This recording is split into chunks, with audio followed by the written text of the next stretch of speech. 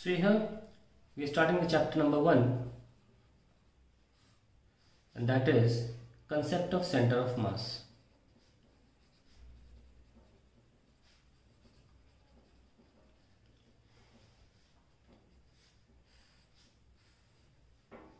Suppose we have two bodies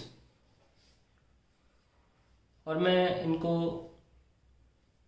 एक interaction के लिए एक एग्जांपल यूज़ कर रहा हूँ। मैं चार्ज भी यूज़ कर सकता हूँ कि दोनों चार्ज बॉडीज़ हैं, अगर ये पॉजिटिवली चार्ज है और ये भी पॉजिटिवली चार्ज है तो इनके बीच में एक रिपल्सिव फोर्स होगा जो ये इस पे लगाएगी इधर की तरफ, दोनों पॉजिटिव है ना इसलिए। लेकिन मैं चार्ज वाला फोर्स नहीं ले रहा हूँ क्योंकि वो आपने पढ़ा नहीं है और मैं ऐसी कोई चीज़ नहीं लेना चाह रहा जो आप लोग कभी पढ़े नहीं है। तो let's take a gravitational force as an example of a force already there between them. हम एक इंटरनल फोर्स स्टार्टिंग में लेके चलना चाहते हैं, ऑलरेडी इंटरनल फोर्स चाहते हैं। तो ये बॉडी हो गई मास m1 और इस बॉडी का मास m2 है, ठीक है। तो इन दोनों के बीच में डिस्टेंस हम r ले लेते हैं, ये 1 और 2 है, ठीक है। सो अगर हम F12 डिफाइन करें तो it will be force on 1 due to 2, okay. ये एक फोर्स होगा और ऑब्वियसली अट्रैक्टिव फोर्स होता है हमारा ग्रेविटेशनल फोर्स। अगर F21 डिफाइन करना चाहते हैं तो हम डिफाइन कर सकते हैं फोर्स ऑन 2 ड्यू टू 1। और ऐसा कोई मैंडेटरी नहीं है कि अगर 2 1 लिखा है तो ही होगा, आपको जैसे डिफाइन कर रहा हूँ। आप चाहते हो F12 को डिफाइन करना चाहते हो फोर्स ऑन 2 ड्यू टू 1, लेकिन लिख के रख दो कि लिखना आपको, आप क्या सेंस है आपका। मेरा सेंस अभी चल रहा है कि फोर्स 1 2 का मतलब है 1 पे ड्यू 2 की वजह से, तो 2 इसको अट्रैक्ट कर रहा है और ये भी अट्रैक्ट कर रहा है। अगर हम देखें ग्रेविटेशनल फोर्स का जो फॉर्मूला होता है वो होता है Gm1m2 divide by r square. और अगर हम वेक्टोरियली देखें तो बस डायरेक्शन चेंज होगा कि m1 पे राइट साइड लग रहा है, m2 पे left side, otherwise the magnitude is not going to change. That means that F12 is equals to, direction के मामले में क्योंकि F12 देख सकते हो राइट साइड है और F21 जो है वो लेफ्ट साइड है, सो हम कह सकते हैं कि F12 को हम लिखना चाहें तो मैग्नीट्यूड में लिख के दिखाता हूँ। F12 राइट साइड तो आई कैप लगा लो और F21 क्योंकि लेफ्ट साइड है, लेफ्ट है, तो आप F21 माइनस आई कैप लगा लीजिए। अब ज़रा जोड़िए इनको, F12 प्लस F21 जोड़ा, will get a 0। So internal forces जो होते हैं वो हमेशा सम अप टू 0 हो जाते हैं। इस बात को स्टार्टिंग में आपको ध्यान रखना है। Then we can start with the concept of center of mass. Let us see.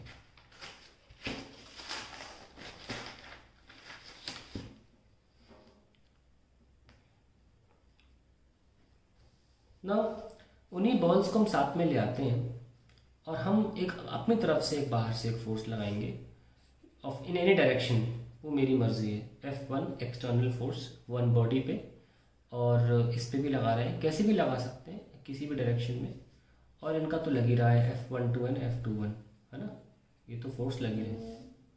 तो अगर डेफिनेशन के अकॉर्डिंग लिखना चाहूँ कि F1 टोटल फोर्स कितना लग रहा है तो हम लिखेंगे, एक तो F12 लग रहा था 1 बॉडी पे और F1 एक्सटर्नल, है ना। और अगर F2 लिखना चाहें टोटल फोर्स ऑन 1, हम लिख भी देते हैं यहाँ पे टोटल फोर्स ऑन 1 और यहाँ टोटल फोर्स ऑन 2, तो we will write F21 plus F2 external, ठीक है। तो now I am going to add the two forces F1 plus F2, और ये एक्चुअली क्या डिफाइन होंगे, ये total force on the system of 2 bodies.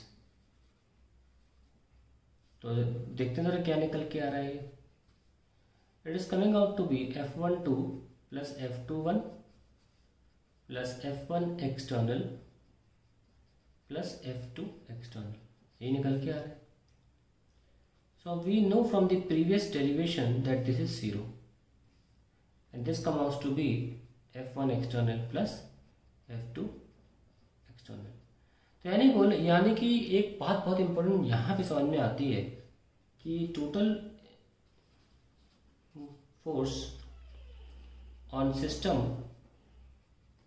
Of particles, sorry in total force on system of particles, the internal forces cancel out. Hence, the internal forces do not bring about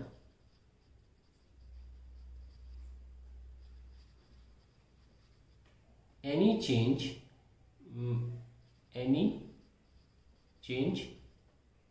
in state of system. System मैं बोल रहा हूँ, खुद लिख लीजिए, यहाँ लिख देता हूँ मैं, ऑफ सिस्टम ऑफ बॉडीज। ये पूरे सिस्टम पे कोई चेंज नहीं होता इंटरनल फोर्सेस की मदद से। बहुत इंपॉर्टेंट बात है ये। जब भी किसी बॉडी में कोई वेलोसिटी का इंक्रीमेंट होगा, एक्सेलरेशन में चेंज आएंगे, वेलोसिटी में चेंज आएंगे, कुछ भी होगा, वो हमेशा एक्सटर्नल फोर्स की वजह से ही होता है ना।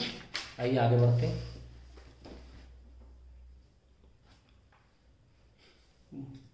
सो हम टोटल फोर्स पे पहुंच गए, F total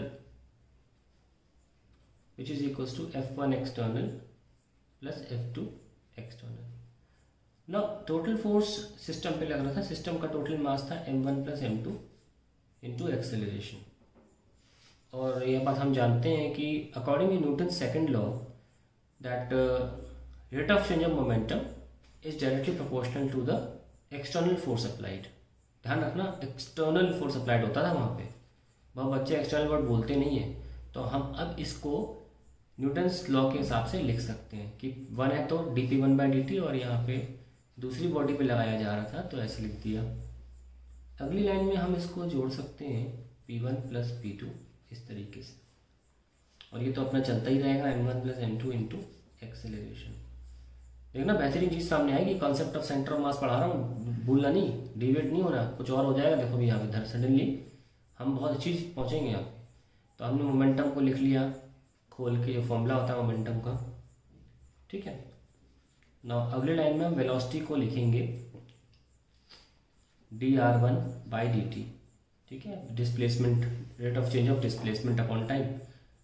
and I should not be saying upon time, simply rate of change of displacement. Rate का मतलब ही टाइम से डिवीजन हो जाता है, dr2/dt, ठीक है। and this is coming out to be m1 plus m2 into a।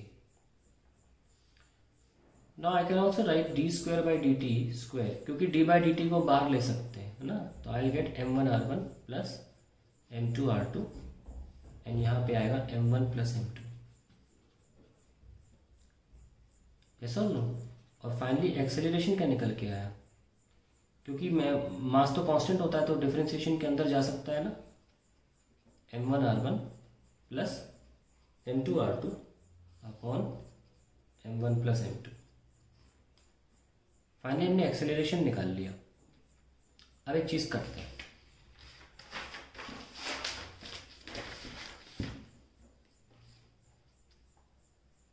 हमने acceleration निकाला,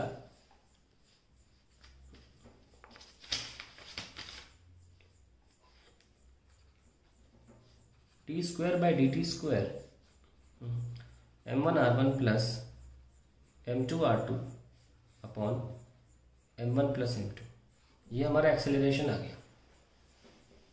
जरा इस क्वांटिटी को स्टडी करते हैं।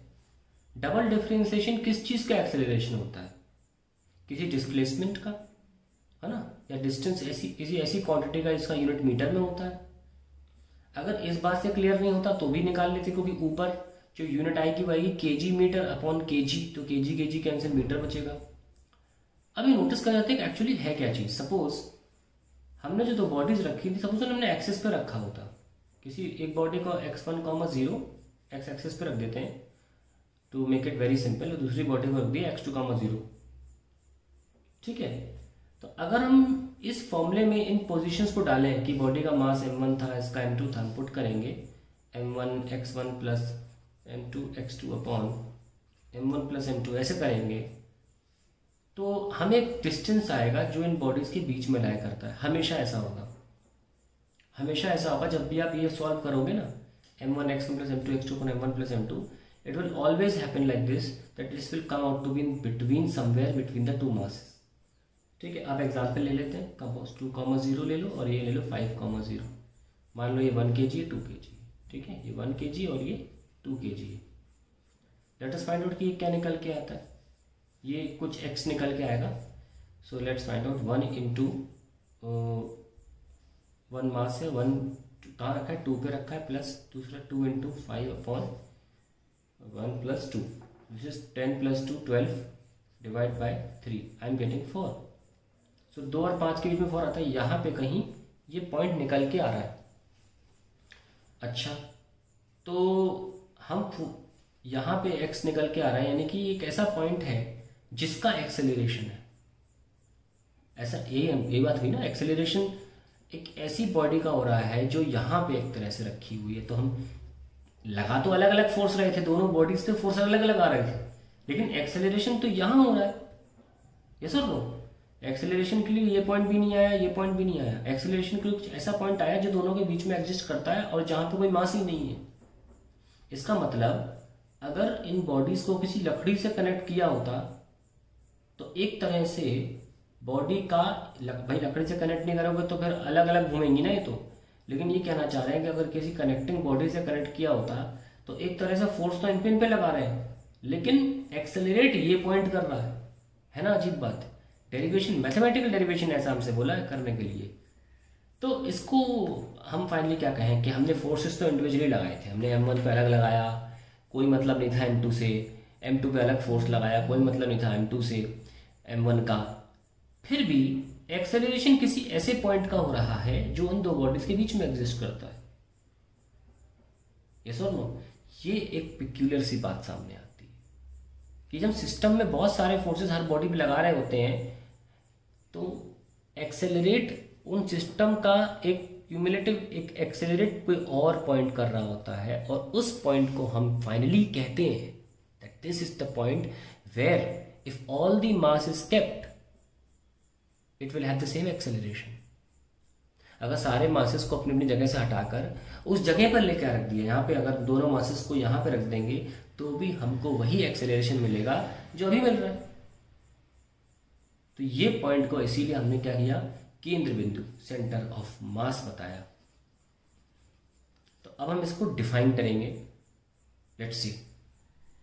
तो जो भी मैंने अभी आपको एक्सेलरेशन की वैल्यू निकालने के बाद बोला कि d²/dt² m1r1 + m2r2 upon m1 + m2, कि भले ही हम दो बॉडीज पर अलग अलग फोर्स लगा रहे थे फिर भी एक्सेलरेट उन दो बॉडीज के बीच में कोई और पॉइंट कर रहा था।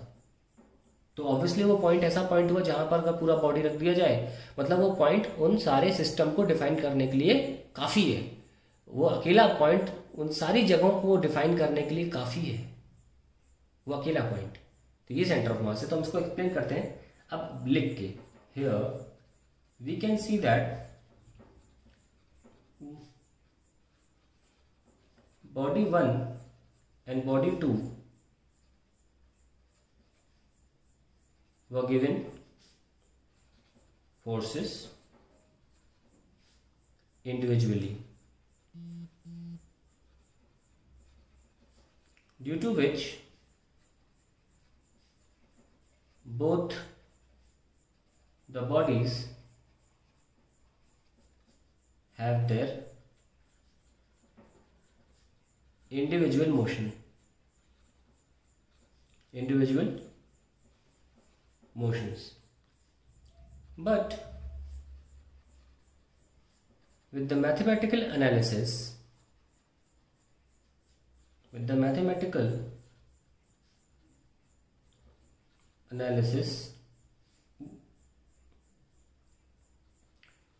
we get a relation of acceleration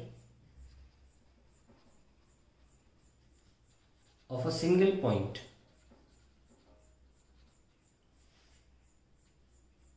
which acts as the substitute of all the points where masses are kept.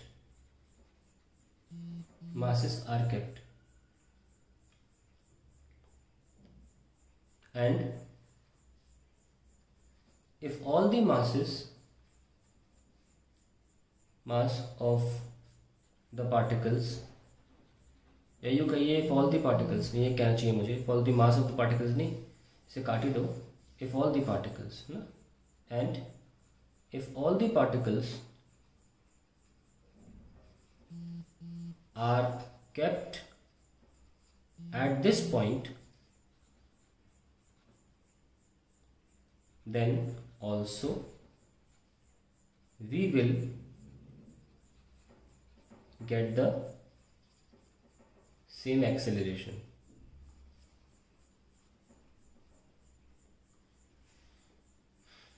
Such a point which acts for all the points, या you कहें which moves on behalf of all the points, behalf of all points is called center of mass. ये एक explanation है जो भी मैंने किया, ये कोई स्टैंडर्ड डेफिनेशन नहीं लिख रहा हूं मैं. स्टैंडर्ड डेफिनेशन सिंपली यही होती है, centre of mass is that point where all the masses of the bodies या particles making the body can be concentrated. ये एक स्टैंडर्ड डेफिनेशन हर किताब में मिलती है, पर उसका मीनिंग क्या है, वो आई कहां से. फिर मैं कंक्लूजन दे दूं, फिर मैं समरी दे दूं. मैंने फोर्सेस दो बॉडीज पे, ये बॉडी, ये बॉडी, मैं इस पर अलग लगा रहा हूँ, इस पर अलग लगा रहा हूँ, क्या इन दोनों का आपस में कोई रिश्ता है? नहीं है, नहीं है ना. फिर भी जब थोड़ा मैथमेटिकल एनालिसिस किया तो एक्सेलरेशन इन दोनों का नहीं आया अलग अलग, एक सिंगल पॉइंट का एक्सेलरेशन आया जो 100% दो बॉडीज के बीच में लाया करता है. इसका मतलब ये अकेला पॉइंट इन दोनों पार्टिकल्स की पोजीशन का सब्स्टिट्यूट है. अगर आप दो पार्टिकल्स के बारे में इतनी सारी स्टडी नहीं करना चाहते, आप सिर्फ इस पॉइंट की स्टडी कर लीजिए, आपको सिस्टम की सारे मोशन के बारे में पता चल जाएगा. ये है centre of mass. So it's a mathematical concept. इसको मैथमेटिकल कॉन्सेप्ट बोला जाता है, प्योरली मैथमेटिकल. क्यों? अगर अलग अलग बॉडी का आपको सिस्टम की स्टडी नहीं करनी है, आप उन बॉडी के सेंटर ऑफ मास की स्टडी कर लीजिए, जो कि इस फॉर्मूले से निकलता है, m1r1 प्लस m2r2 अपन m1 प्लस m2. मैंने नहीं निकाला, ये ऐसे ही अपना डेरिवेशन होके आया है. ठीक है, मैं निकाला, प्रकट नहीं हो गया फॉर्मूला. एक्सेलरेशन हमेशा डिफरेंशिएशन के square of sum property of sum quantity in metres का होता है. और हमने देखा कि फोर्स तो हम अलग अलग आ रहे हैं, लेकिन पॉइंट तो एक ही मूव कर रहा है. ये क्या बात हुई? मैथमेटिकली हम साबित कर देते हैं कि भले ही हम फोर्सेस 100 पार्टिकल्स पे लगा रहे हो, लेकिन एक्सेलरेशन किसी एक पॉइंट का निकल के सामने आता है. यानी कि एक ऐसा पॉइंट है सिस्टम ऑफ पार्टिकल्स में जो सारी पोजीशंस का सब्स्टिट्यूट है, जो ऑन बिहाफ ऑफ सारे पार्टिकल्स की पोजीशन का रोल प्ले कर सकता है. That is centre of mass. Definition तो बेसिक है, that point where all the mass can be supposed to be concentrated. But उसके अंदर की चीज क्या है, वो ये है, that point which can play as a substitute to the positions of all the masses at the particular locations. तो लोकेशंस का सब्स्टिट्यूट है of all the locations where masses are kept. तो मैं इसको भी लिख देता हूं, मैंने वैसे लिख दिया यहाँ पे, that which acts as substitute of all the points. ये बहुत इंपॉर्टेंट लाइन है, which acts as substitute of all the points where masses are kept. और इस बात को मैं देखना, एक डेरिवेशन आएगा जिसके थ्रू और अच्छी तरह समझाऊंगा. वैसे तो आई होप ये क्लियर हो गया हो, लेकिन एक डेरिवेशन है बेहतरीन, उसमें आपको फाइनली क्लियर हो जाएगा कि सेंटर ऑफ मास की क्या विशेषता है. ठीक है, तो यहाँ कंसेप्ट ऑफ सेंटर ऑफ मास खत्म होता है. अब हम एक अलग मैथमेटिकल कॉन्सेप्ट से भी आपको सेंटर ऑफ मास बताएंगे, जो न्यूमेरिकल करने में, डेरिवेशन करने में एक्चुअली काम आएगा. ये थ्योरेटिकल कॉन्सेप्ट था, ये जो लिखा थ्योरेटिकल कॉन्सेप्ट था, मैथमेटिक्स का सारा लेके मैं थ्योरी से समझाया था. लेकिन अब जो हम लेकर आ रहे हैं वो प्योरली मैथमेटिकल है.